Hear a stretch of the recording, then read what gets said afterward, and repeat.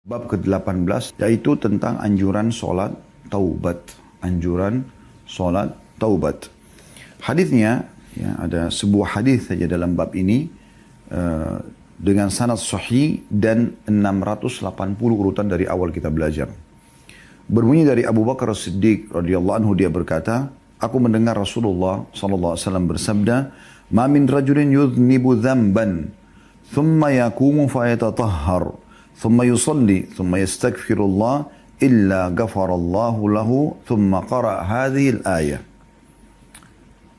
Al-Imran 135, A'udzubillahi minasyaitonir rajim, "Walladzina idza fa'alu fahishatan aw zalamu anfusahum dzakarullaha fastaghfaru lidzunubihim wa may yaghfiru dzunuba illallah wa lam yusirru 'ala ma fa'alu wa hum ya'lamun." Artinya, tidaklah seorang laki-laki melakukan dosa kemudian atau seseorang melakukan dosa kemudian dia berdiri dan bersuci. Lalu sholat, kemudian memohon ampun kepada Allah kecuali Allah akan mengampuninya.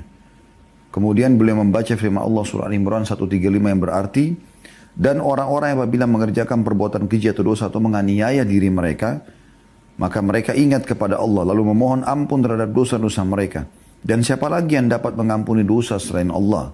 Dan mereka tidak meneruskan perbuatan kejinya itu sedang mereka mengetahuinya. Diriwayatkan oleh Tirmidzi dan dia mengatakan hadits hasan.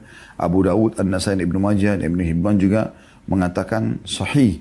Dan Al-Baihaqi berkata, "Thumma yusalli raka'atain," kemudian dia sholat 2 rakaat. Maksudnya jumlah rakaatnya 2. Dan disebutkan oleh Ibnu Huzaimah dalam sahihnya tanpa sanad dan dia menyebutkan di dalamnya 2 rakaat.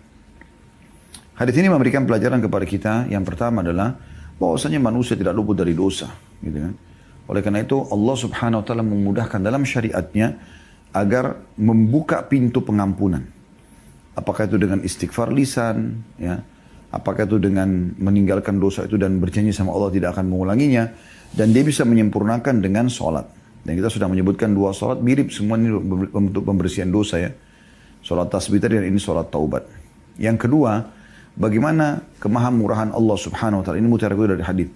Bagaimana kemahamurahan Allah Subhanahu wa taala, Allah mudahkan sekali dengan tadi sholat tasbih yang kurang lebih mungkin 15 sampai 20 menit bisa dibersihkan semua dosa kita, ya, seluruhnya tanpa terkecuali termasuk kecil dan besar.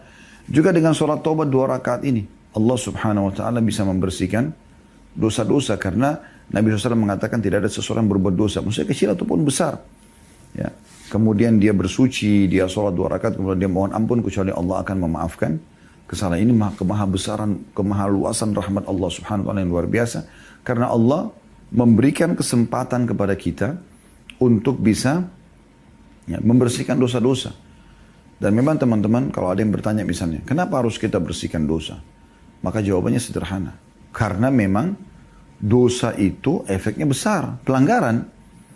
Rasional gini, kalau seandainya Anda kerja di satu perusahaan, lalu Anda melakukan pelanggaran, kira-kira seperti apa?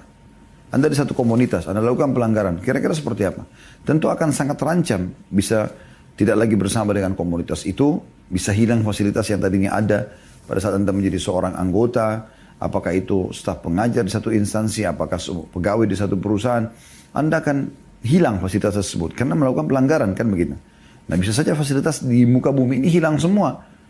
Allah berikan Anda oksigen gratis, mata Anda bisa berfungsi, ya, gratis, telinga bisa mendengar gratis, semuanya ini Allah berikan kenikmatan yang luar biasa. Nah, Allah bisa angkat semua itu.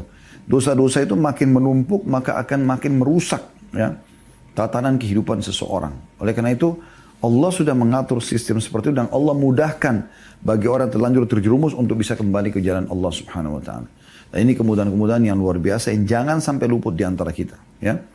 Orang yang bertanya lagi, apakah saya boleh sholat taubat setiap hari? Maka Anda lihat, kalau Anda buat dosa, Anda silakan lakukan.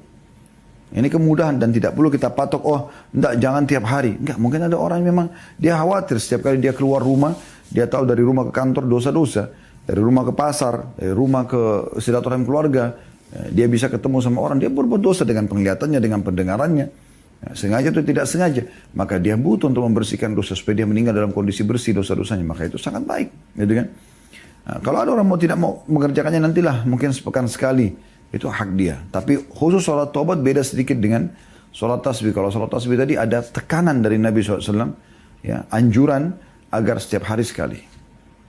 Tidak usah lebih dari itu, 4 rakaat saja. Kemudian kalau tidak bisa maka sepekan sekali, kalau tidak bisa sebulan sekali, kalau tidak bisa setahun sekali, kalau tidak bisa sekali seumur hidup. Tapi kalau sholat tobat tidak ada. Intinya kapan merasa berbuat dosa, silakan lakukan sholat tobat tersebut.